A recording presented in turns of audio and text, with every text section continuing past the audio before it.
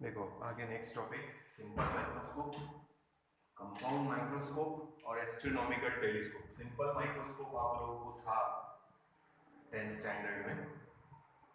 Simple microscope is nothing but एक single double convex lens, जैसे हम घर में यूज करते हैं मैग्नीफाइंग ग्लास, वही है सिंपल माइक्रोस्कोप। बारीक फॉन्ट देखना है या ज्वेलरी शॉप में रखते हो मार्क हॉलमार्क वगैरह देखने के लिए, या डायमंड देखने के लिए, समझो ऑक्यूलर बोलते हैं उसको, आंख को लगा के देखते हैं। वॉच रिपेयरर ऑक्यूलर यूज करते आंख को लगाते और फिर वॉच के छोटे छोटे पार्ट्स देखते, तो वहां पे भी सिंपल माइक्रोस्कोप यूज होता। ठीक है, ये फोकस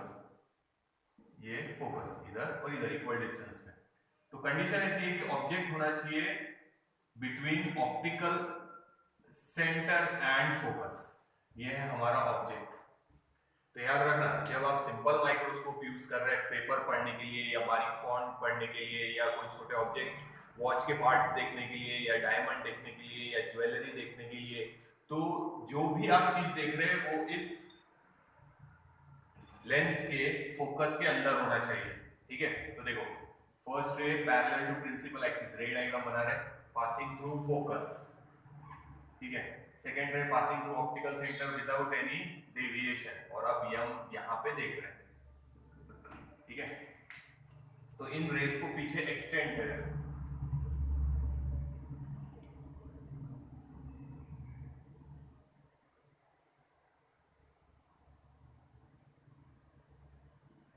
तो ऐसा लगेगा कि वो रेस यहां से आ रहा है, तो ये मिलेंगी उसकी इमेज। ठीक है, तो ये हो गई रे डायग्राम सिंपल माइक्रोस्कोप की। हमने ऑब्जेक्ट यहां रखा है और हम इधर से देख रहे हैं, तो हमको ऐसी मैग्नीफाइड इमेज मिलेंगी दूसरी तरफ, और ये वर्चुअल इमेज है। रेज एक्चुअल में इंटरसेक्ट नहीं हो रही, इसलिए इरेक्ट है। तो ऑब्जेक्ट हमारा इरेक्ट है, तो इमेज भी हमारे को कैसे मिलेंगी? इरेक्ट। तो ये एक ही केस थी कॉन्वेक्स लेंस में जहां वर्चुअल इमेज मिलती, अदरवाइज बाकी सारे केसेस में रियल इमेज मिलते, ध्यान रखना। तो ये वाली वो केस है। सिंपल माइक्रोस्कोप अगर आप यूज कर रहे हैं स्मॉल ऑब्जेक्ट्स देखने के लिए या tiny parts of a watch देखने के लिए या ज्वेलरी या डायमंड को चेक करने के लिए, तो ऑब्जेक्ट होना चाहिए between optical centre and focus, image उसी साइड में मिलेंगी मैग्नीफाइड। ठीक है, तो सपोज ये इमेज मिल रही एट डी, ये भी आप लोगों को मालूम हुआ, डी मतलब होता least distance of distinct vision, और नॉर्मल ह्यूमन आई के लिए वो है 25 सेंटीमीटर। ये याद रखना, 25 सेंटीमीटर। सो अप्रोक्सीमेटली हम कोई भी ऑब्जेक्ट एकदम अगर आंखों के सामने रखेंगे तो हमको क्लियर नहीं दिखेगा। ऑब्जेक्ट तभी हमको क्लियर दिखेगा, क्लियर एंड मैग्नीफाइड, जब हम उस ऑब्जेक्ट को रखेंगे least distance of distinct vision पे, बिना लेंस के भी अगर रखेंगे तो भी। अगर हम यहां रख रहे समझो, तो आप लोगों ने भी सुना होगा ना बचपन में कि पढ़ते समय बैठ के पढ़ो, 30 सेंटीमीटर का डिस्टेंस होना चाहिए आपको और बुक के बीच में, बैठ के पढ़ेंगे तो ही रहेगा वो इसलिए least distance of distinct vision. यहां पे अगर समझो इसको लेंस को भूल जाओ, अगर किसी ऑब्जेक्ट को आपको क्लियर और मैग्नीफाइड देखना है तो आपको उसको रखना पड़ेगा आंखों के लिए 25 सेंटीमीटर। ठीक है, सामने लाएंगे तो और मैग्नीफाई होगा, बट आंखों में प्रेशर आएगा, ग्लेयर आएगा, जिससे हम वो ऑब्जेक्ट क्लियर नहीं देख पाएंगे। आप बुक यहां रख के नहीं पढ़ सकते, आपको लाइन ब्लैक ब्लैक दिखेगी मैग्नीफाइड, बट आप क्लियरली उसको नहीं पढ़ पाएंगे। तो आपको एग्जैक्ट अगर क्लियर अच्छे से देखना है without any strain on the eye, कि आपकी आंखों पे स्ट्रेन नहीं आना चाहिए, बिना स्ट्रेन के अगर आपको अच्छे से मैग्नीफाइड देखना है, तो 25 centimetre is the correct distance and it is called least distance of distinct vision. For normal human I it is 25 centimetre. तो ये थोड़ा सा याद रखना, 25 याद रखना, न्यूमेरिकल में देखेंगे। तो ये बनाएगा least distance of distinct vision पे फिलहाल के लिए। ठीक है, तो देखो ध्यान देना, पहली केस हम लिख रहे विदाउट लेंस। समझो हमने लेंस यूज नहीं किया है, ये हमारा ऑब्जेक्ट है और ये आंखों के साथ हमारे एंगल बन रहे हैं। तो ऑब्जेक्ट डिस्टेंस है u और ऑब्जेक्ट की साइज दे देते हम लोग ए बी, और ये एंगल लिख लेते alpha. So alpha can be written as opposite arc upon radius, ऐसे भी बोल सकते हैं, A B upon U. This is equation number 1 suppose. तो ये हम नेकेड आई से देख रहे थे जहां हमने लेंस नहीं रखा है, अब हम ये देख रहे हैं। देखो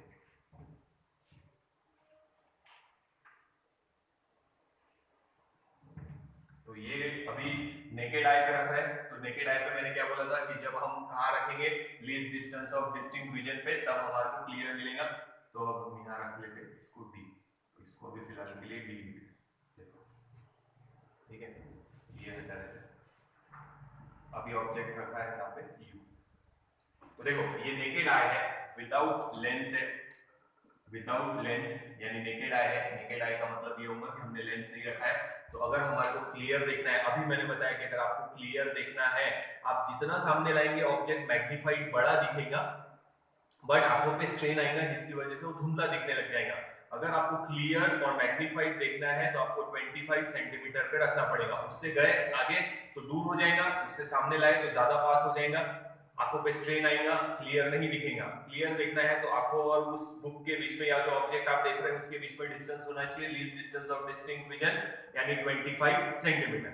और कुछ ऑब्जेक्ट ऐसे रहेंगे जो least distance of distinct vision पे रखने के बाद में भी क्लियर नहीं दिखेंगे, बारीक फॉन्ट पे लिखा हुआ है, या वॉच के छोटे छोटे पार्ट्स रिपेयर करने हैं, वॉच छोटी है उसके पार्ट्स और भी छोटे, least distance of distinct vision पे रखने के बाद में भी क्लियर नहीं दिखेंगे।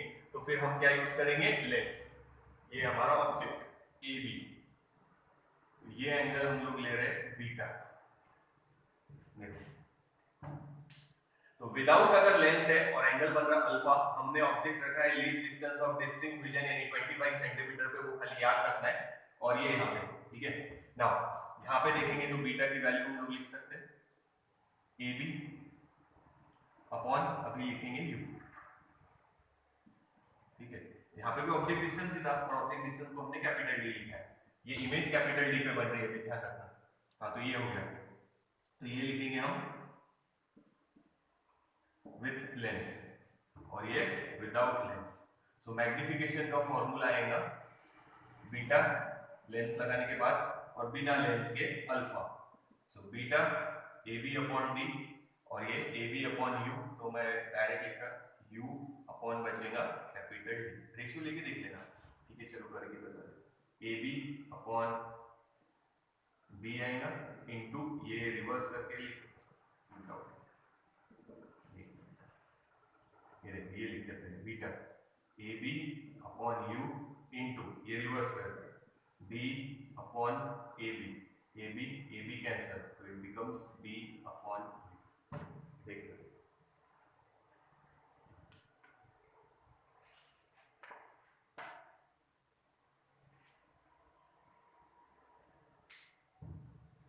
मैग्निफिकेशन का फॉर्मूला आ गया डी अपॉन यू।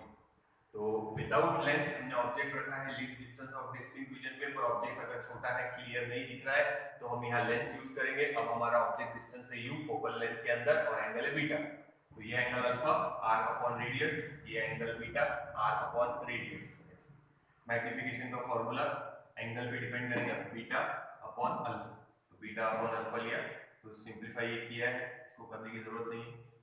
क्या मिला, डी अपॉन यू। अब इससे फॉर्मूला बना रहे आगे का, वो देखते हैं। ये नोट डाउन कर लो पहले।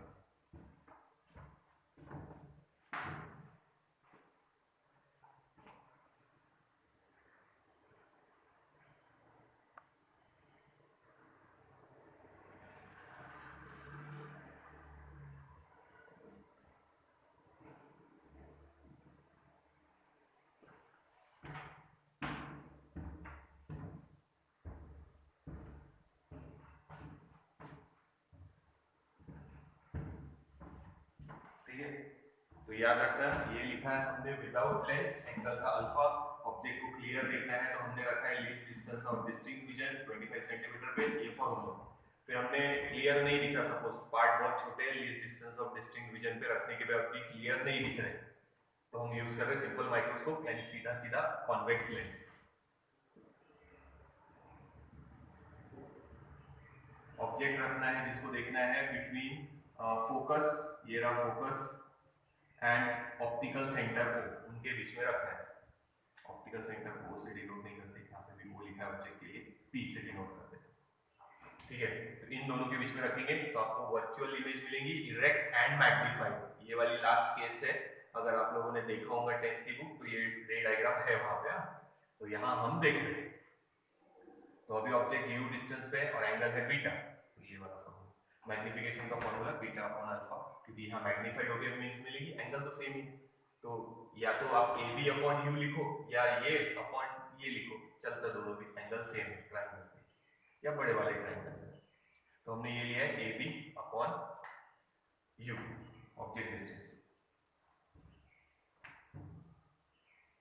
तो दोनों याद रखो, मैग्नीफिकेशन का काम आएगा डी अपॉन यू का, देखना एक बार, ये मिटाना, फॉर्मूला बना रहे मैग्नीफिकेशन का, याद रखो, बाजू में लिख लो। मैग्नीफिकेशन जो लिया था हमने वो आया बी अपॉन यू, ध्यान देना, 1 upon F is equal to 1 upon V minus 1 upon U, ये है हमारा लेंस फॉर्मूला। इसमें हम v और u दोनों की वैल्यू डालेंगे निगेटिव साइन कन्वेंशन के हिसाब से, और फोकल लेंथ पॉजिटिव। निगेटिव इसलिए क्योंकि ऑब्जेक्ट लेफ्ट में है, इमेज भी लेफ्ट में मिल रही, तो हम दोनों वैल्यूज निगेटिव डालेंगे, तो ये फॉर्मूला हमारा हो जाएगा 1 upon F is equal to 1 upon U minus 1 upon V, हमने साइन कन्वेंशन डाल दी, ठीक है। हाँ, b से मल्टीप्लाई करो, b upon F is equal to b upon U minus b upon v। Now d upon u मतलब magnification, ये रहा d अपॉन u मतलब मैग्नीफिकेशन, तो मैग्नीफिकेशन का फॉर्मूला बन जाएगा b अपॉन f, ये इधर ले लेते, plus b upon v, this is the formula for magnification. इसको थोड़ा सिंप्लीफाई करके लिखेंगे हम लोग, इतना नोट डाउन करो। सिंपल माइक्रोस्कोप का आ गया, तो कंपाउंड माइक्रोस्कोप का हम डायरेक्ट लिखेंगे, और एस्ट्रोनॉमिकल टेलीस्कोप का भी हम लोग डायरेक्ट लिखने वाले हैं, वो आप लोगों ने लर्न कर लेना है। ये तो पूरा मेथड से बता दिया, this is the formula for magnification. अब इसमें दो स्पेशल केसेस है, वो दो स्पेशल केसेस बता देता, फिर देखते हैं इसको।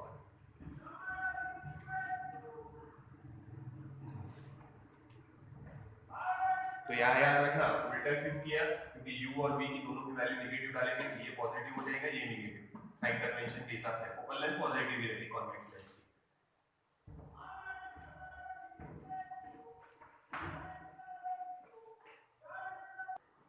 अब देखो दो स्पेशल केस है फॉर्मूले के लिए, ये बेसिक फॉर्मूला हो गया मैग्नीफिकेशन का। अगर ये जो इमेज बन रही है यहाँ पे, ये जैसे मैंने पहले बताया था कैपिटल डी पे बन रही, eight least distance of distinct vision, तो इमेज डिस्टेंस हम लोग लेंगे v, तो ये फॉर्मूला लिखेंगे मैग्नीफिकेशन का, जहां इमेज बन रही है d and least distance of distinct vision, it is equals to d upon f, ठीक है। और ये v की जगह d डालेंगे, देखो ये 1, यहां हम इसको ऐसे लिख सकते हैं 1 plus b upon f, this is the formula for magnification. अगर इमेज कहां बन रही, eight least distance of distinct vision, image बन रही है eight least distance of distinct vision, और सपोज ये इमेज बन रही एट इंफिनिटी, इमेज बन रही है एट इंफिनिटी, तो हम इमेज डिस्टेंस डाल देंगे इंफिनिटी, सो मैग्नीफिकेशन इंफिनिटी वाली जगह के लिए, ठीक है। अगर हम ऑब्जेक्ट फोकस पे रखेंगे और फिर एडजस्ट करेंगे, तो इंफिनिटी से फिर धीरे धीरे एडजस्ट करते हुए लाना पड़ेगा, जहां हमारे को इमेज कहां मिले, at least distance of distinct vision पे, तो ये इंफिनिटी पे, तो v is equals to infinity डाल दो, तो ये हो जाएंगे टर्म 0, तो मैग्नीफिकेशन बचेगा खाली b अपॉन f, ये दोनों फॉर्मूले याद रखो। अगर इमेज बन रही इंफिनिटी पे, तो ये वाला मैग्नीफिकेशन का फॉर्मूला है, और अगर इमेज बन रही eight least distance of distinct vision, जहां की बननी चाहिए, तो फिर ये फॉर्मूला मैग्नीफिकेशन। इसी में चेंज किया है, एक जगह v is equals to b डाला है यहाँ पे, और एक जगह v is equals to infinity डाला है, तो ये दोनों फॉर्मूले याद रखो। कंपाउंड माइक्रोस्कोप में यही फॉर्मूले काम आएंगे। तो ये हो गया हमारा सिंपल माइक्रोस्कोप, ये फॉर्मूला याद नहीं भी रखेंगे तो चलेगा। अब ये दोनों फॉर्मूले खाली याद रखना है आप लोगों को, 1 plus D upon F, infinity पे अगर इमेज बन रही होगी तो डी अपॉन एफ खाली, उसमें डी है least distance of distinct vision, नहीं दिया रहा तो नॉर्मल ह्यूमन आई के लिए 25 सेंटीमीटर आप लोग ले सकते, और एफ मतलब फोकल लेंथ। अच्छा, इसमें एक टॉपिक ह्यूमन आई का भी है, ह्यूमन आई का हम लोग नहीं ले रहे, टाइम पे देखेंगे छोटा सा। अगर आप लोगों ने देखा होगा 10th का पढ़ा होगा तो ह्यूमन आई आप लोगों ने उसमें पढ़ लेना है। तो ह्यूमन आई के बारे में कौन से वो डिफेक्ट के बारे में मायोपिया, हाइपरमेट्रोपिया, वो आप लोगों ने एक बार देख लेना है, वो टॉपिक में नहीं ले रहा। मायोपिया, हाइपरमेट्रोपिया, कैटरैक्ट, वो सब थोड़ा सा शॉर्ट में पढ़ लेना है। 10th की टेक्स्ट बुक में ही है आप लोग के वो डिफेक्ट्स, तो डिफेक्ट्स आप लोगों ने देख लें। एस्टिग्मैटिज्म था, ठीक है, सिंपल माइक्रोस्कोप हो गया, नोट डाउन करो। आप कंपाउंड माइक्रोस्कोप पे चलते,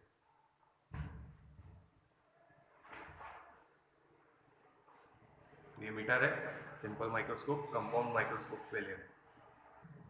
कंपाउंड माइक्रोस्कोप की रे डायग्राम बना रहे हैं, पर रे डायग्राम बनाने की कोई जरूरत नहीं है, सिर्फ मैं ड्रॉ करके दिखा रहा थोड़ा सा ताकि आइडिया क्लियर हो जाए।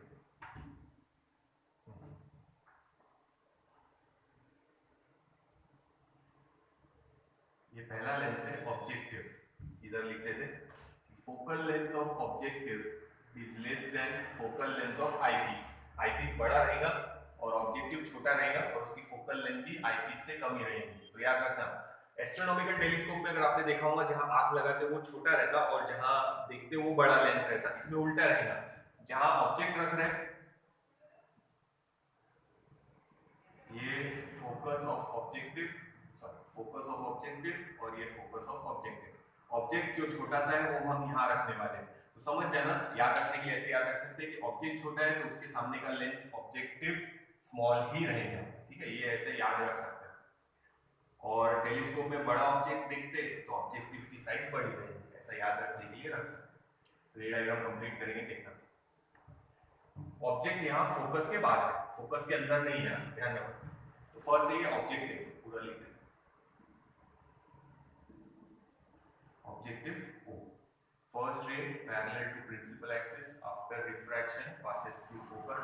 Second ray passing through optical center without any deviation. ये बनाई इसने इमेज, रियल इमेज बनी यहाँ पे।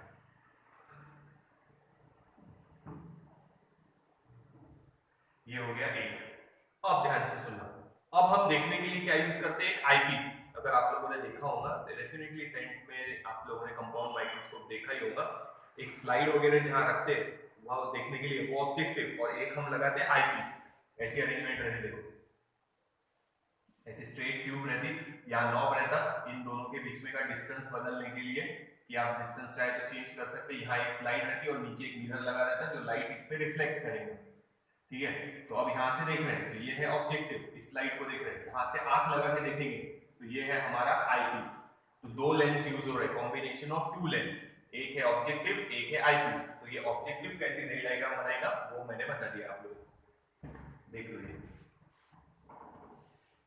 तो याद रखो आईपीस बड़ा रहेगा इसमें, ऑब्जेक्टिव छोटा। अभी लिखा था फोकल लेंथ ऑफ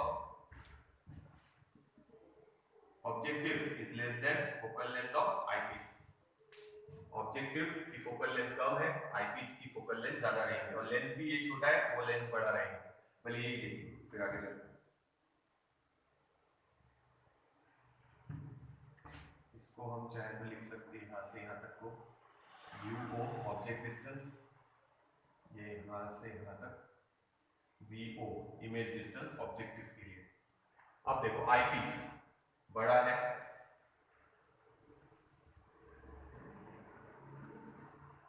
तो ये है आईपीस जहां से हम लोग देखने वाले हैं, और it is denoted bye E। तो वही हम लोगों ने लिखा है focal length of objective is less than focal length of eyepiece. Focal length भी कम है और साइज भी कम है ऑब्जेक्टिव की, आईपीस की साइज ज्यादा है। अब ध्यान रखना ये सिंपल माइक्रोस्कोप की तरह एक्ट करेगा जिससे पहले हम लोगों ने निकाला है। तो ये जो ऑब्जेक्ट है, ये ऑब्जेक्ट, ये इसकी इमेज, दिस इमेज, अब इसको भूल जाओ, इसको भूल जाओ, ये हटा ही देते, समझो मैं हूं, नहीं है यहाँ पे कुछ। तो ये जो इमेज है इसके लिए ऑब्जेक्ट है, ठीक है, और इसके फोकल लेंथ के अंदर आनी चाहिए फोकल लेंथ ऑफ आईपीस, और इधर भी बना लेते हैं फोकल लेंथ ऑफ आईपीस। तो उस टाइम हमने सिर्फ ऐसे बनाया था सीधा कि फोकल लेंथ के अंदर होना चाहिए, सिंपल माइक्रोस्कोप, इधर ही इमेज बनेगी, यहाँ पे भी वैसे ही होगा। देखो अब इधर वाले को भूल जाओ, फिर से देखो, ये है हमारा ऑब्जेक्ट मेन, ठीक है, ये हमारा ऑब्जेक्ट, ये उसकी इमेज बनी पहले लेंस से, ऑब्जेक्टिव से। अब इधर को भूल जाओ, ये जो इमेज है, इंटरमीडिएट जो इमेज बनी है, it will act like the object for eyepiece, और वो उसके ऑप्टिकल सेंटर और फोकस के बीच में है। वर्चुअल इमेज बनेगी सेम साइड में, तो ऑब्जेक्ट उल्टा है तो इमेज भी उल्टी बनेगी। देखिए, तो ये हमारा सिंपल माइक्रोस्कोप जैसा बिहेव करेगा। ये कैसे बिहेव करेगा? Simple microscope. देखो इसको से बना, अब ये फर्स्ट रे इधर से पास होगी, second ray passing through optical centre without any deviation, और अब यहाँ आईपीस है तो हम यहाँ से देख रहे हैं, ठीक है।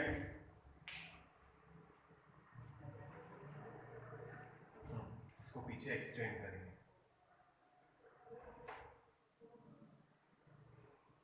तो यहाँ बनी वो इमेज, ये हमारी फाइनल इमेज है, सबसे मैग्नीफाइड। ये तो ये ऐसा है, तो ये भी ऐसी बनेगा सेम साइड में वर्चुअल। ये रियल इमेज थी, this real image will act like an object for the eyepiece, और उसने ये इमेज बनाया है, और ये वर्चुअल इमेज है। फाइनल इमेज वर्चुअल इमेज है, ध्यान रखना। देखो ये कंपाउंड माइक्रोस्कोप हमारा पूरा हो गया।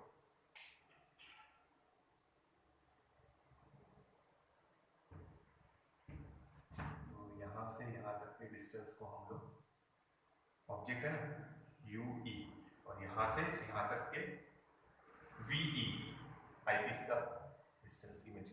तो ये हमारी रे डायग्राम कंप्लीट हो गई। फॉर्मूला लिख रहे हैं, ध्यान देना। तो याद रखो, कंपाउंड माइक्रोस्कोप में ये जो ऑब्जेक्टिव है वो छोटा है और आईपीस बड़ा है। तो ये रे डायग्राम हो गई। फर्स्ट ये मेन हमारा ऑब्जेक्ट है, ये ऑब्जेक्ट की इमेज ये बनी पहले इस लेंस की वजह से। अब ये सिंपल माइक्रोस्कोप की तरह बिहेव करेगा, उसके फोकस के अंदर है, देख लो ये, ठीक है। ये फाइनल इमेज बनेगी। तो हम ये वाली इमेज देख रहे हैं इसके कंपैरिजन, तो हमको डेफिनेटली मैग्नीफाई होके मिलेगी। तो ये इसका ऑब्जेक्ट डिस्टेंस, ये इमेज डिस्टेंस, ये इसका ऑब्जेक्ट डिस्टेंस, और ये इसका इमेज डिस्टेंस। तो काम नहीं है, यूओ मतलब ऑब्जेक्ट डिस्टेंस ऑब्जेक्टिव का, इमेज डिस्टेंस ऑब्जेक्टिव का। ये और ध्यान रखना, इस लेंथ को हम बोलेंगे, यानी ऑब्जेक्टिव से लेके आईपीस तक, ऑब्जेक्टिव से लेके आईपीस तक जो लेंथ है, it is called length of the tube. कैसे डिनोट करेंगे? एल से। लेंथ ऑफ द ट्यूब पूछा तो यहां से यहां तक का डिस्टेंस निकालना, आईपीस से लेके ऑब्जेक्टिव, यहां से देख रहे हैं यहां, तो ये जो लेंथ है दो लेंस के बीच में की, वो है लेंथ ऑफ द ट्यूब। क्या है? Length of the tube. Tube के अंदर ही फिक्स किए हैं दोनों। अब फॉर्मूला लिख रहे हैं, ये रे डायग्राम देखो एक बार। तो ये थोड़ा सा स्ट्रेट नहीं बने मेरे, पर आप लोग स्ट्रेट बनाएंगे तो ऐसी डायग्राम देख लीजिए। डायग्राम ड्रॉ करने की जरूरत नहीं है, मैं फॉर्मूले लिख रहा हूं, थोड़े ध्यान से देखिए।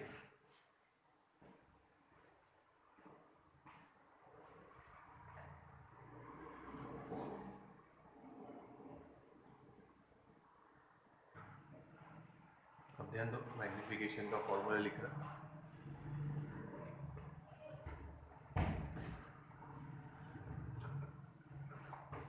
एक एक करके लिखते हैं, पहले ये लिख लेते हैं, जगह नहीं बची।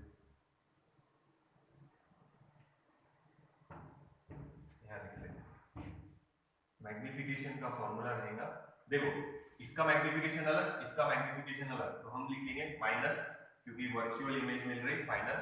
सो magnification of objective into magnification of eyepiece, ये हमारा बेसिक फॉर्मूला हो गया। सो मैग्निफिकेशन का फॉर्मूला माइनस, पहले इसका formula size of image upon size of object, या फिर distance of image upon distance of object. ये है डिस्टेंस ऑफ इमेज, ये है डिस्टेंस ऑफ ऑब्जेक्ट, तो वो लिखेंगे v0 अपॉन u0। ये एक्ट कर रहा सिंपल माइक्रोस्कोप का। अभी हम समझ लो मैग्निफिकेशन में ले रहे हैं कि इमेज बन रही है eight least distance of distinct vision, तो उसका फॉर्मूला था 1 प्लस b अपॉन f। अब इसका फोकस लेना है तो fe लेंगे, यहाँ देखिए लर्न करने की जरूरत नहीं, इसके पहले वाला फॉर्मूला अगर याद है तो डायरेक्ट याद रह जाएंगे। ये देखो, तो ये हो गया मैग्निफिकेशन का formula, when image is formed at least distance of distinct vision. तो इमेज बन रही है the least distance of distinct vision. तो magnification of objective, distance of image upon distance of object, वो वाला फॉर्मूला लिया है। मैग्निफिकेशन ऑफ आईपीस हमने लिखा है कि सिंपल माइक्रोस्कोप की तरह बिहेव करेगा, तो सिंपल माइक्रोस्कोप का फॉर्मूला यूज कर रहा है 1 प्लस b अपॉन fe। देखो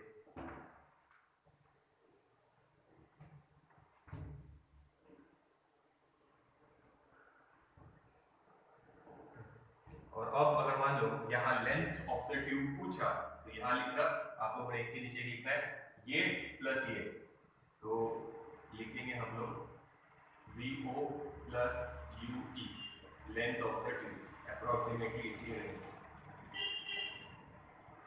देखिए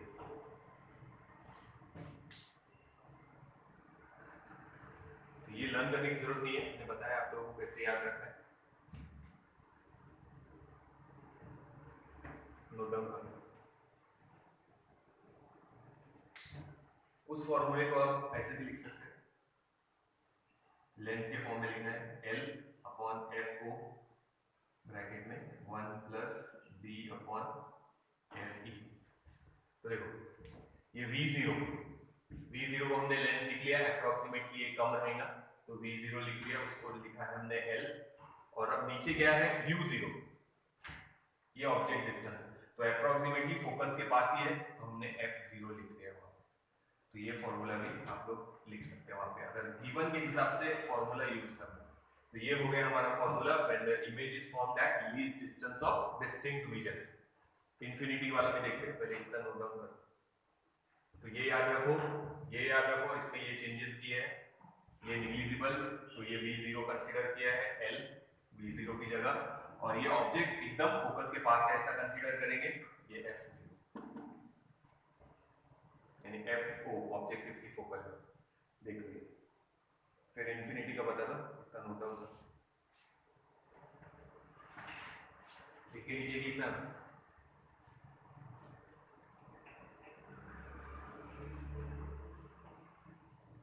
एस्ट्रोनॉमिकल टेलीस्कोप का आप लोगों को डायरेक्ट याद रखना पड़ेगा, और ये डायग्राम समझा दूंगा।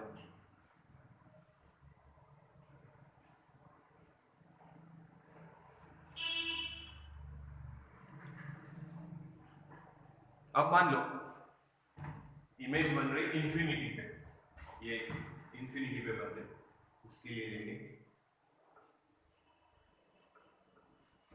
ये भी मिटा देते, ये रखते वैसे ये रखते। हाँ तो पहले आप समझो, इमेज बन रही फाइनल इंफिनिटी पे, तो magnification when image is formed at infinity, तो m इंफिनिटी लिख दिया, it is equals to minus, ये तो वही रहेगा V0 upon U0। Now it will act like a simple microscope, तो उसका इंफिनिटी का फॉर्मूला था B अपॉन F, आईपीस का है E, इसलिए E लिख देंगे, ये रहेगा formula.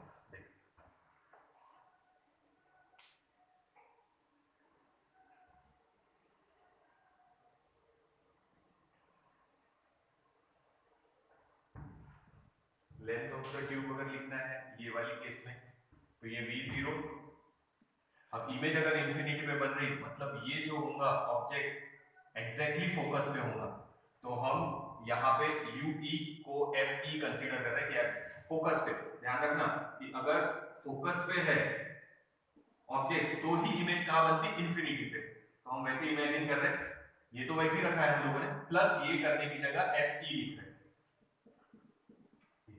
So this is the length of the tube. देखिए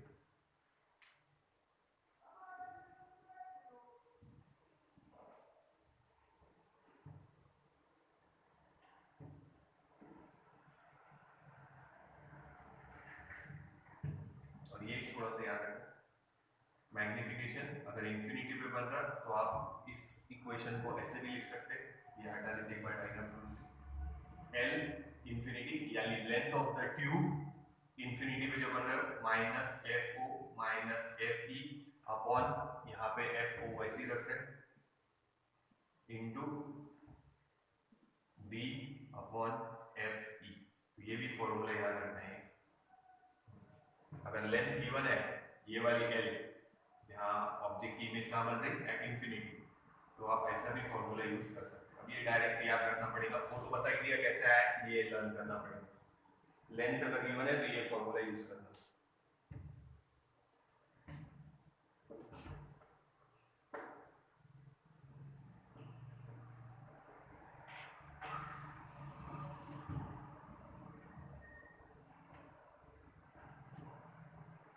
ठीक है, ये थोड़ा सा याद रखना पड़ेगा। तो ये हमारा हो गया कंपाउंड माइक्रोस्कोप। अब इसके बाद हम लेंगे एस्ट्रोनॉमिकल टेलीस्कोप, उसके दो ही छोटे फॉर्मूले डायरेक्ट याद रखना है। देखो लेंथ तो मैंने बता दिया, आप लोग कैसे याद रख सकते हैं यहाँ पे, ठीक है, वो भी बता दिया, ये प्लस ये। पर इसकी जगह अभी ऑब्जेक्ट यहाँ बनेगा फोकस पे, तभी इमेज इनफाइनाइट पे बनेगी, तो इसलिए हम लोगों ने यहाँ एफ ही लिख लिया। बस ये एक फॉर्मूला याद रखना पड़ेगा आप लोग को। ये तो पता ही है कैसे याद रखना है, माइक्रोस्कोप, सिंपल माइक्रोस्कोप का पता है, उस पर से ये आया है। और ये size of image upon size of object या distance of image upon distance of object, वो वाले फॉर्मूले से आया। तो दोनों का प्रोडक्ट, फाइनल मैग्निफिकेशन। ये था हमारा कंपाउंड माइक्रोस्कोप, उसके फॉर्मूले हो गए। अब हम लेंगे टेलीस्कोप, एस्ट्रोनॉमिकल टेलीस्कोप।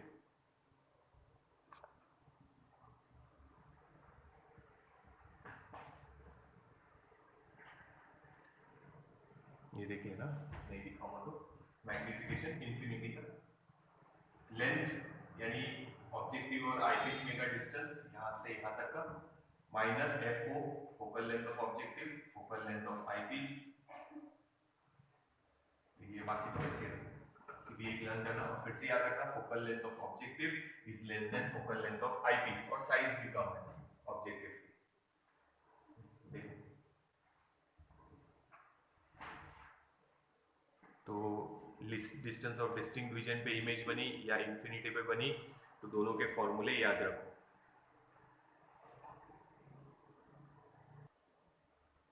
अब देखो, अब हम देख रहे हैं astronomical telescope.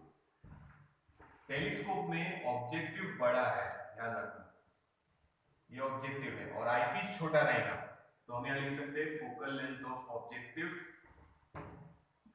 Focal length of objective is greater than focal length of eyepiece, ठीक है। देखिए इससे थोड़ा सा बढ़ेगा,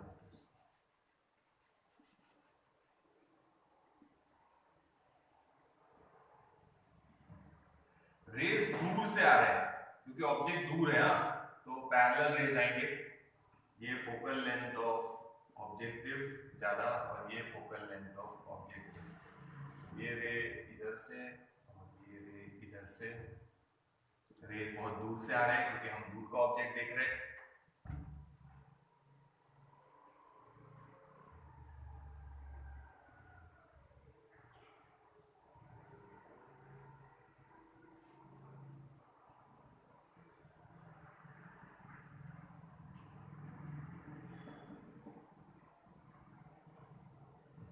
ये बन गई इमेज। फिर से बोल रहा, ध्यान रखना, टेलीस्कोप मैग्नीफाइड इमेज नहीं बनाता, टेलीस्कोप थोड़ी नियरर इमेज बनाता ताकि वो हम लोग क्लियरली देख पाए ऑब्जेक्ट। हाँ देखो, ये हो गई फर्स्ट, रे डायग्राम थोड़ी गड़बड़ हो गई, तो वो स्केल नहीं है तो ऐसी बनने वाली है। ये फिर से बना लेते, मिटा देते इसको, देखो फिर से बना लेते, थोड़े क्लियर नहीं बने।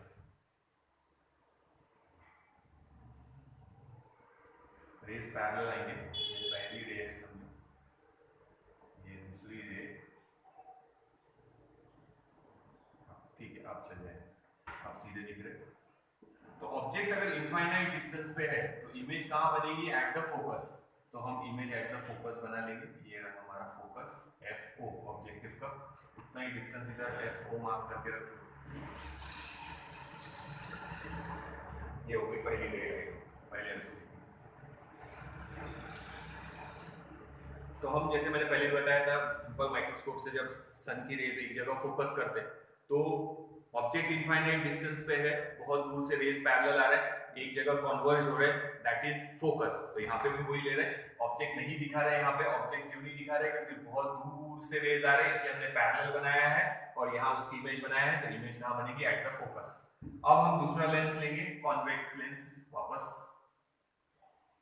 बट साइज इससे थोड़ी कम रहेगी, ठीक है। अब इसके वो फोकल लेंथ के अंदर आना चाहिए। Again this will behave like a simple microscope. फिर से देखो, ये हमारा ऑब्जेक्ट है, ये उसकी इमेज बनी, अब ये हमारा आईपीस है, तो इसको हम लिखेंगे ऑब्जेक्टिव, डिनोटेड बाय ओ, यहां से हम देखने वाले हैं, तो ये है eyepiece, it is denoted by E, तो ये फोकल लेंथ ऑफ आईपीस, ये फोकल लेंथ ऑफ आईपीस। तो याद रखो ये फोकस के अंदर होना चाहिए, तो it will act like a simple microscope. ये रे इधर गई, इधर गई, पीछे एक्सटेंड करो, यहां से हम लोग देख रहे हैं आईपीस पे, इसको पीछे एक्सटेंड करेंगे।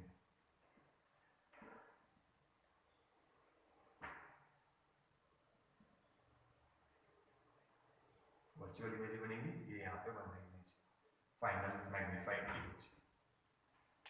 तो ऑब्जेक्ट इनफाइनाइट डिस्टेंस पे है, बहुत दूर है, ऑब्जेक्ट दिखाया नहीं है, इसकी इमेज बनी है इसके फोकस पे। ऑब्जेक्ट दूर है तो डेफिनेटली इमेज कहाँ बनेगी, अप्रोक्सीमेटली एट द फोकस, तो ये FO। और अब इसका जो फोकस है वो यहाँ है, ऑब्जेक्ट उसके अंदर है, तो इमेज बनेगी same side, virtual, simple microscope की तरह एक्ट करेगा ये। देखो फॉर्मूले डायरेक्ट याद रखना है, इजी है।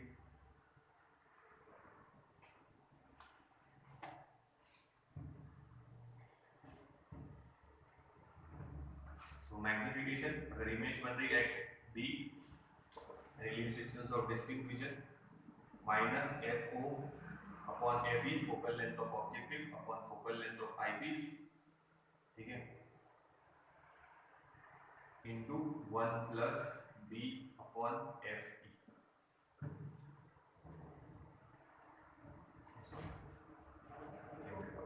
FE अपॉन B, ये फॉर्मूला आप लोगों ने डायरेक्ट याद रखना है बस। अगर कहाँ बन रही image, least distance of distinct vision, ये लिखा है देखो FD, image is forming at B। तो D अपॉन F तो उसमें था कंपाउंड माइक्रोस्कोप में, ये टेलीस्कोप है, FE अपॉन D के ध्यान रखना। तो इतना एक फॉर्मूला आप लोगों को लर्न करना पड़ेगा, FO upon FE, focal length of objective upon focal length of eyepiece, in bracket 1 plus FE upon D। इसका डेरिवेशन नहीं है अपने को, सिर्फ फॉर्मूला याद रखना। और लेंथ अगर पूछा, FO यहाँ से यहाँ तक, और इसके लिए ये ऑब्जेक्ट डिस्टेंस है UE, तो ये फोकस यहाँ से यहाँ तक, ये FO प्लस UE, फोकस पे इमेज बनी पहले, और ये डिस्टेंस ऑब्जेक्ट डिस्टेंस, तो ये हो गई लेंथ ऑफ द ट्यूब यहाँ से यहाँ तक। तो ये है एट B, इंफिनिटी का भी लिखते हैं फॉर्मूला, ये देखो।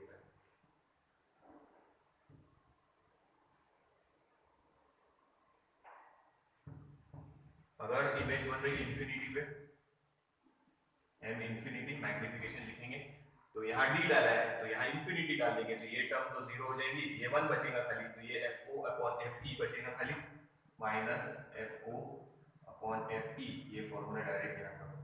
और लेंथ ऑफ द ट्यूब भी लेंगे फिर FO plus FE when image is formed at infinity.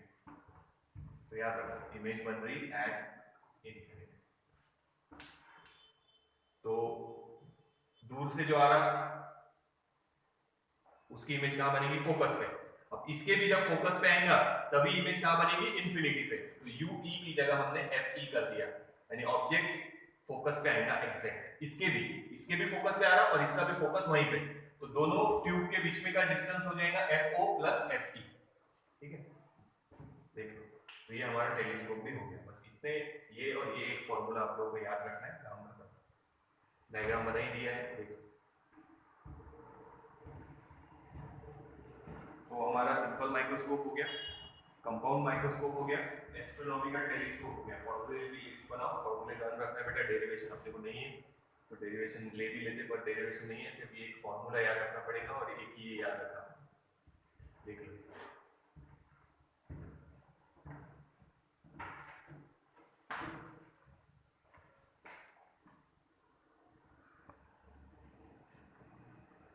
Note down करो, मिटा रहे इसको। अब देखो, अब हम लेंगे फोटोमेट्री, ये हमारा लास्ट टॉपिक है। Photometry means it is the branch of physics that deals with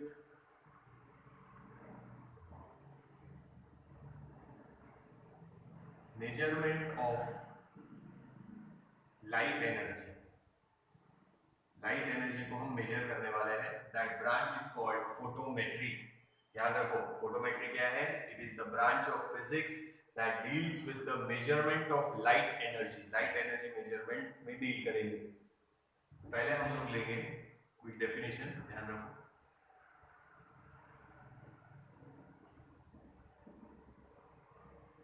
radiant flux, it is denoted by R।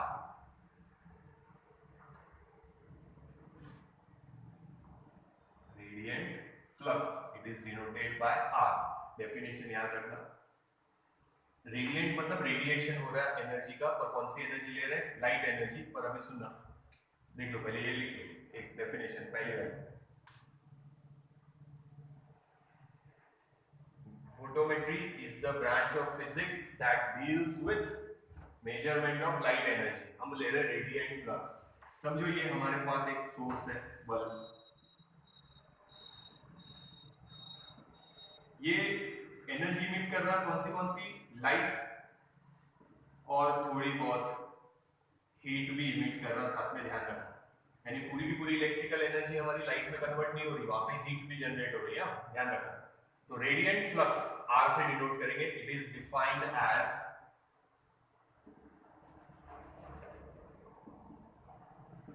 Total energy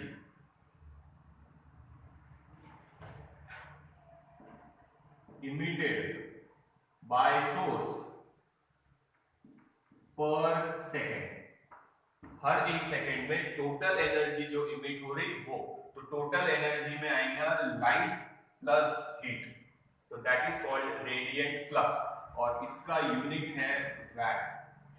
power है ना, total energy emitted by the source per second, यानी upon में time, यानी energy upon time, unit है VAT. देखिए तो याद रखना, जब भी हम सोर्स यूज कर रहे हैं, जैसे ट्यूबलाइट यूज कर रहे हैं या बल्ब यूज कर रहे हैं या सीएफएल भी यूज कर रहे होंगे as a source of light, ये है हमारा bulb source of light.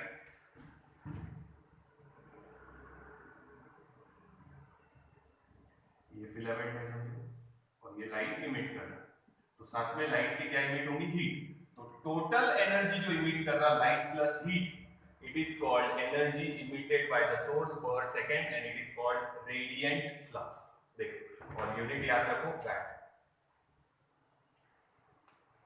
Unit आएगा VAT.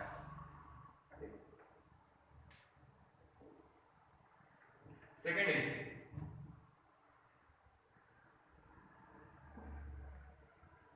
luminous flux, it is denoted by symbol phi। अब देखो यहां हमने बोला है टोटल एनर्जी, यहां हम लिखेंगे उस टोटल एनर्जी में से लाइट कितनी इमिट हो रही, दो चीजें इमिट हो रही ना, तो सिर्फ लाइट एनर्जी कितनी इमिट हो रही उसको हम बोलेंगे radiant flux. Light energy emitted by source per second, light energy emitted by the source per second is called luminous flux, और इसका ऐसा यूनिट है ल्यूमेन, LUMEN, ल्यूमेन, LUMEN, या शॉर्ट फॉर्म में चाहे तो आप लोग LMD लिख सकते।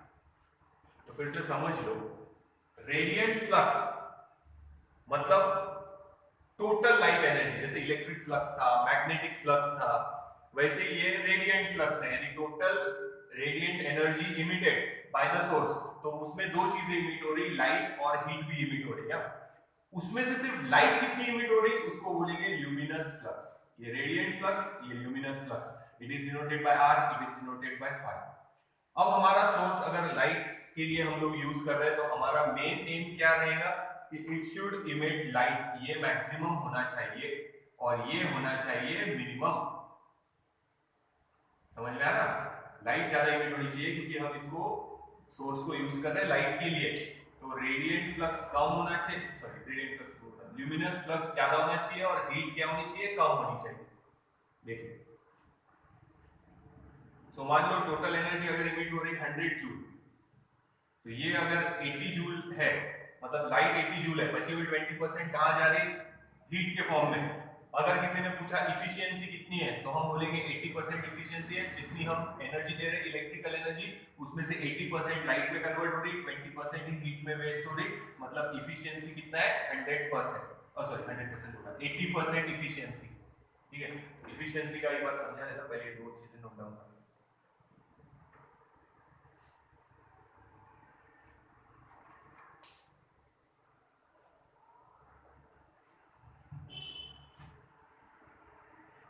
देख लो इसको मिटा देते हैं।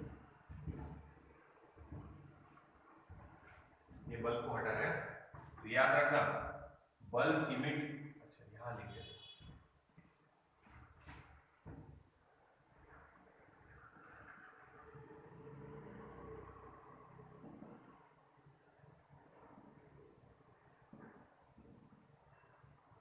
ल्यूमिनस इफिशियंसी के बारे में लिखते हैं।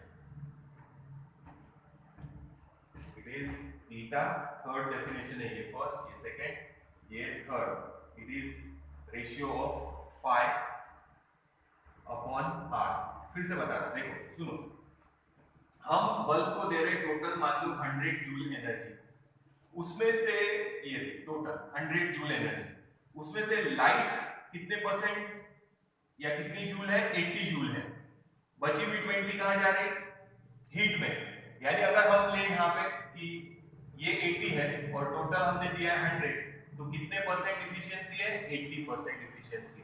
और इफिशियंसी जितनी ज्यादा रहेगी मतलब ये उतना ही कम रहेगा, मिनिमम रहेगा। हीट कम होनी चाहिए, लाइट ज्यादा, क्योंकि हम यहाँ पे उसको यूज कर रहे हैं लाइट के लिए, हम हीट के लिए यूज नहीं कर रहे। तो इस बल्ब की इफिशियंसी तभी ज्यादा रहेगी जब ल्यूमिनस फ्लक्स की वैल्यू ज्यादा रहेगी और हीट की वैल्यू कम। तो ये जो रेशियो है luminous efficiency, it is the ratio of, it is denoted by eta, it is the ratio of luminous flux to radiant flux. यानी जो लाइट एनर्जी मिल रही वो और ये टोटल एनर्जी इनटू 100 कर देंगे तो मिल जाएगा परसेंटेज कि कितनी इफिशियंसी है।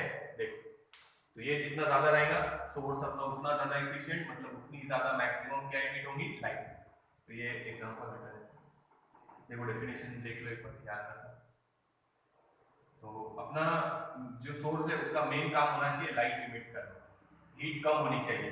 तो इफिशियंसी जितनी ज्यादा उतनी ही कम हीट यानी उतनी ज्यादा लाइट मिलेगी। देखिए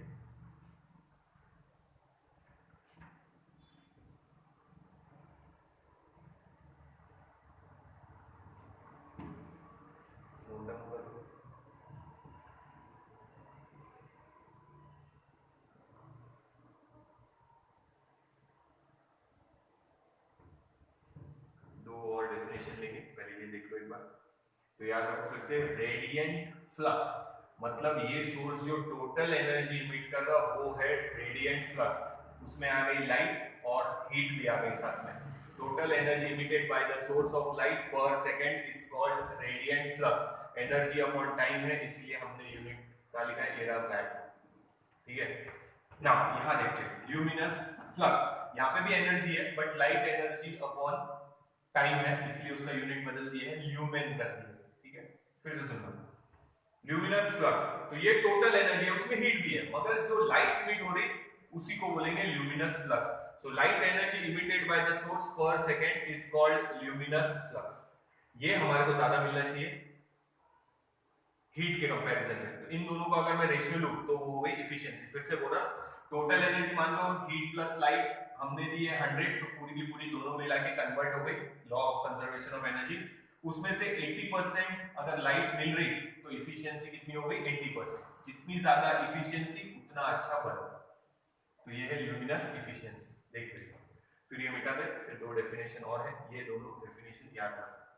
तो ये टोटल एनर्जी जो इमिट हो रही वो है, उसमें हीट और लाइट दोनों आ गए, बट उसमें से सिर्फ जो लाइट इमिट हो रही उसको बोलेंगे ल्यूमिनस फ्लक्स और उसका यूनिट याद रखो ल्यूमेन। देखो तो ये अपॉन ये यानी luminous efficiency denoted by eta. Unit तो आप लोग चाहे तो लिख सकते हैं, इसका ल्यूमेन और अपॉन में वैट, ल्यूमेन पर वैट। तो इफिशियंसी जितना ज्यादा उतना अच्छा सोर्स, यानी उतना ज्यादा वो इलेक्ट्रिकल एनर्जी को लाइट एनर्जी में कन्वर्ट करेगा और हीट एनर्जी कम रहेगी। ठीक है, देखो समझ के करो, दो डेफिनेशन और ले रहा है, इसको मिटा रहे हैं।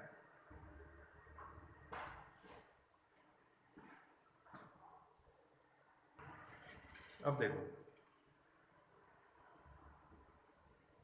दो डेफिनेशन और कंटिन्यू कर रहे हैं। पहले देखेंगे ल्यूमिनस इंटेंसिटी, उसी के रिलेशन में देखेंगे इंटेंसिटी ऑफ इल्यूमिनेशन। दोनों सेम ही है, एक जैसी है, देखना थोड़ा सा फर्क है माइन्यूट सा। ये एल से डिनोट करेंगे, वो आई से। समझो हमारे पास एक पॉइंट सोर्स है, ये हमने इसमें भी देखा है हाइजीन्स प्रिंसिपल में कि मान लो एक पॉइंट सोर्स है तो उसमें जो आगे बढ़ेगी लाइट वो कौन से फॉर्म में आगे बढ़ेगी, स्फेरिकल वेव फ्रंट, यानी पॉइंट सोर्स सेंटर में और वो स्फीयर लाइट का बड़ा बड़ा होते जाएगा, लाइट ऑल डायरेक्शन में स्प्रेड होते जाएंगे। देखो समझ में आ रहा है क्या? तो ये है हमारा पॉइंट सोर्स, ठीक है। अब यहाँ पे हम एक छोटा सा एरिया कंसीडर करते हैं एक्चुअल में सॉरी फिर से बनाते थोड़ा नीचे,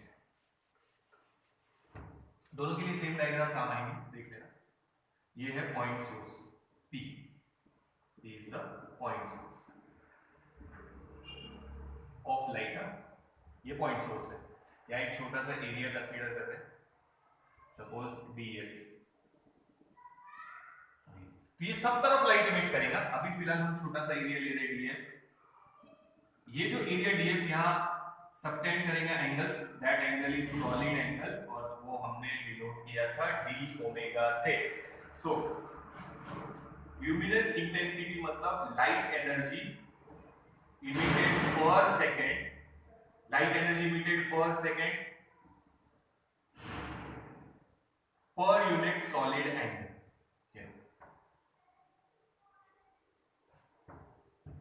तो light energy emitted per second को हमने लिखा था फ्लक्स, रेडियंट फ्लक्स है, luminous flux phi, light energy जो इमिट हो रही, and divided by d omega, ये बन गया उसका फॉर्मूला, ठीक है। रेडियंट फ्लक्स तो टोटल एनर्जी थी, उसमें से जो ल्यूमिनस फ्लक्स है लाइट एनर्जी था वो ये था, लाइट एनर्जी पर सेकेंड, यानी ये luminous flux upon solid angle. Total solid angle कितना रहता, 4 पाई, वो बाद में डाल देंगे।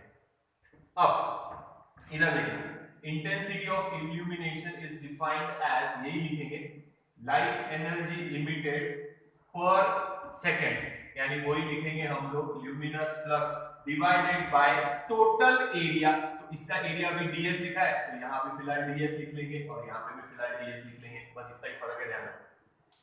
तो टोटल सरफेस एरिया या टोटल सॉलिड एंगल, इस पे दो पार्ट डिवाइड हुए रहता है, एक है ल्यूमिनस इंटेंसिटी और एक है इंटेंसिटी ऑफ इल्यूमिनेशन।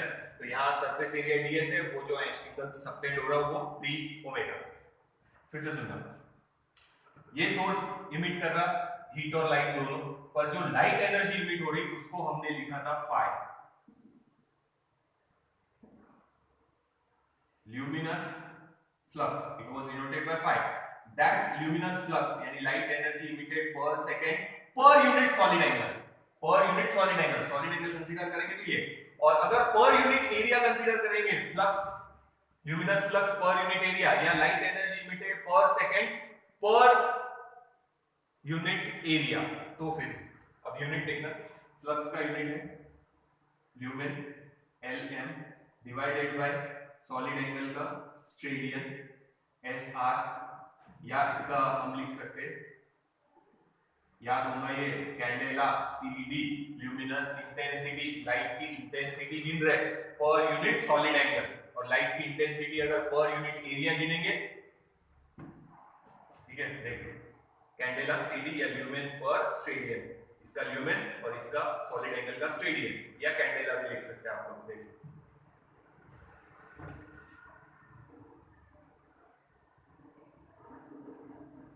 और इधर हम लोग लिखेंगे फ्लक्स का ल्यूमेन अपॉन एरिया का मीटर स्क्वायर, या फिर आप लोग लिख सकते हैं लक्स, वो भी बताया था।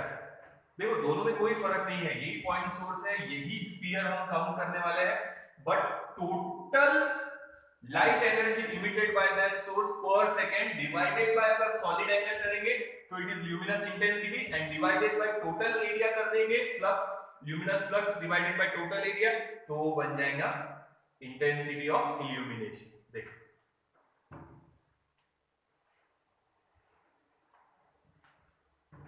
दोनों के बीच में रिलेशन भी है, वो भी बता देता, ध्यान दो। L इज इक्वल टू, इसी एग्जांपल के लिए लिखेंगे फ्लक्स अपॉन, मैंने बताया था उस टाइम भी टोटल सॉलिड एंगल कितना रहता 4 pi, this is equation number 1। Suppose total solid angle हमने डाल दिया 4 पाई, यहां पे लिखेंगे I इज इक्वल टू, हाँ फ्लक्स वही रखेंगे phi divided by total surface area, sphere है 4 पाई आर स्क्वायर, हाँ 5/4 पाई, इसको लिख सकते हैं एल, तो ये फॉर्मूला बन जाएगा L/r²। तो ये दोनों के बीच में का रिलेशन होगा, इसके लिए पॉइंट सोर्स के लिए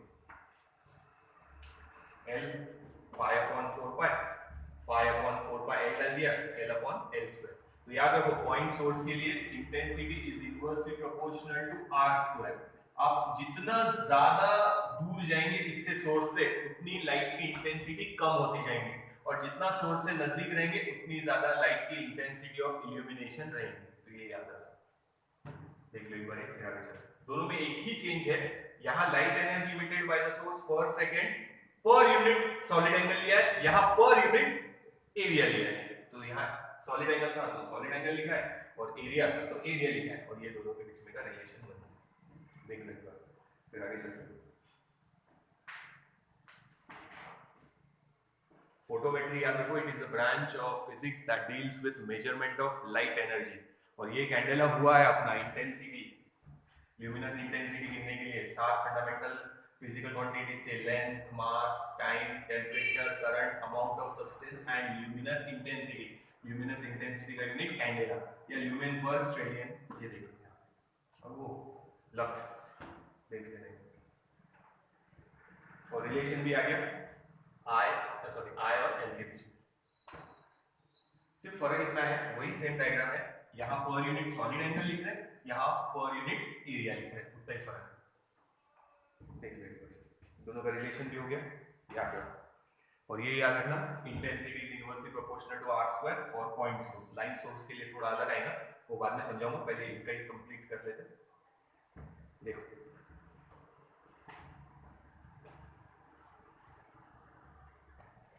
ये मिटाने से पहले एक और पॉइंट बता देता। अभी तो ये स्फीयर है एग्जैक्ट, अगर मान लो ये सरफेस थोड़ा सा ऐसा है, इरेगुलर शेप ले लिया हमने, तो एरिया परपेंडिकुलर नहीं है, ठीक है, तो हम यहाँ कंपोनेंट लेंगे एल के साथ, एल cos थीटा, और अगर रेगुलर शेप है तो cos 0 इज 1, याद है ना, ये ds और उसके बीच में का एंगल है थीटा। तो परपेंडिकुलर कंपोनेंट इस एरिया का आएगा यहाँ पे L cos थीटा, तो ये थोड़ा सा याद रखना। तो L/r² है, अगर एंगल चेंज हो रहा होगा, नॉर्मल नहीं इमिट हो रही होंगी रेडिएशन फ्लक्स में जैसे समझाया था, तो यहाँ L के साथ में क्या लेना है, L cos थीटा, इतना याद रखना है। ये लाल पेन से लिख देना। L/r² कैसा है, समझ में आ गई? नहीं तो फिर अगर एंगल रहा तो ये L के साथ आएगा cos थीटा, तो ये एंगल रहेगा थीटा।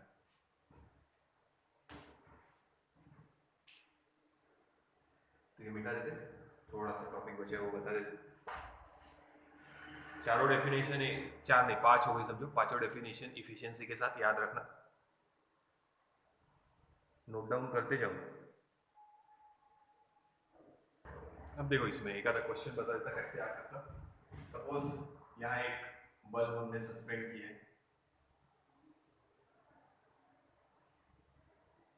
ये सस्पेंडेड बल्ब है और ये लाइट इमिट कर रहा है, ठीक है, ये नीचे एक टेबल जैसी अरेंजमेंट है समझो। तो ये जो लैंप हमने सस्पेंड किया है, ये हाइट h पे सस्पेंड किया है, हमको इंटेंसिटी पूछा है यहाँ पे टेबल के कॉर्नर पे एट अ डिस्टेंस r। तो एंगल चेंज हो गया, तो हम ये फॉर्मूला लगाएंगे इंटेंसिटी का, I = L cos theta upon r²।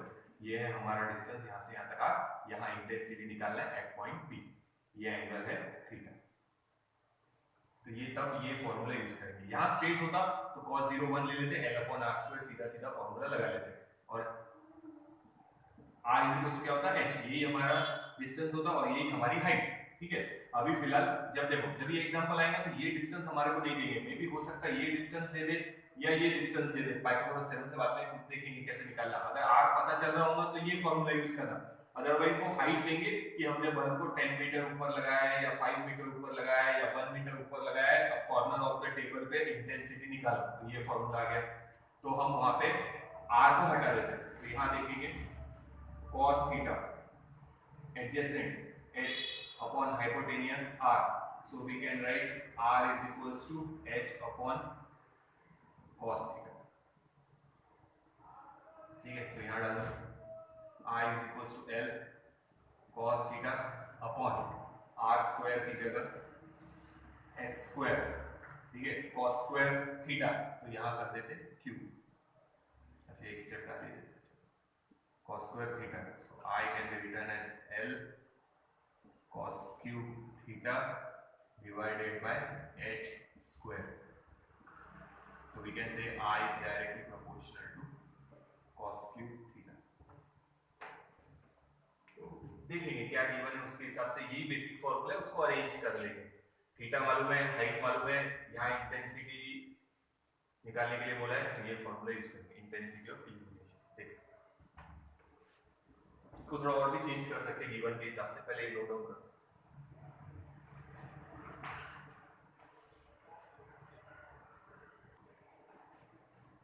ठीक है, तो समझो h दिया है, r की वैल्यू गिवन नहीं है, तो फिर हम ये फॉर्मूला यूज करेंगे। एडजस्ट किया है करके।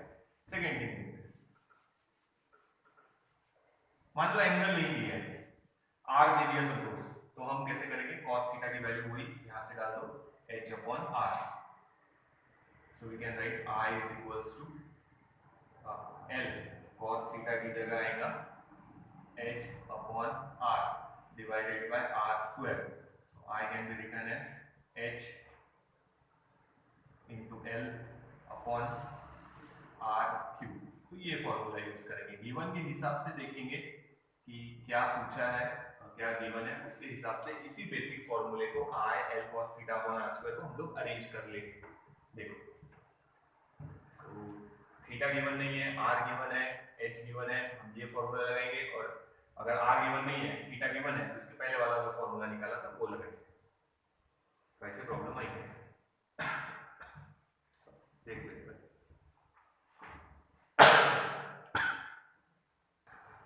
तो यहाँ पे समझो हमारा ये चैप्टर ऑलमोस्ट खत्म हो गया।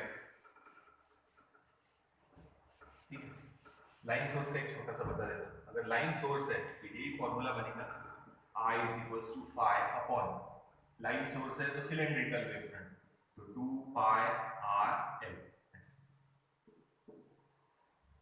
तो I is inversely proportional to R, जबकि पॉइंट सोर्स है तो I is inversely proportional to R square. तो पॉइंट सोर्स का ही आएगा, बल्ब भी लेंगे तो हम पॉइंट सोर्स की तरह ही ट्रीट करेंगे, यही फॉर्मूला लगाएंगे। लाइन सोर्स रहा तो याद रखना है सिलेंड्रिकल वेव फ्रंट आगे आगे बढ़ेगा, तो यहाँ हम एरिया लिखेंगे 2 pi R L, curved surface area, तो I is inversely proportional to R, इतना ही याद रखना। तो समझो ये चैप्टर हमारा फोटोमेट्री कंप्लीट हो गया, तो पूरा चैप्टर कंप्लीट हो गया हमारा रे ऑप्टिक्स। तो आप लोगों ने एक बार देख लेना है, पूरा लिख लो। अभी लॉकडाउन खुलने के बाद मैं आप लोगों को इसकी शीट दे दूंगा सॉल्व करने के लिए। अब देखते हैं इसके बाद कौन सा चैप्टर शुरू करना है। सेमीकंडक्टर का मैं ग्रुप में डाल दूंगा, सॉल्व करके डिफिकल्टीज कब तक भेजना है। ठीक है, तो ये रे ऑप्टिक्स हो गया। वेव ऑप्टिक्स जैसे मैंने आप लोगों को दिखाया है, पढ़ाया है बोर्ड के, इसमें उतना ही हमको करना है। ठीक, नेक्स्ट इसमें देखेंगे कौन सा शुरू करना है।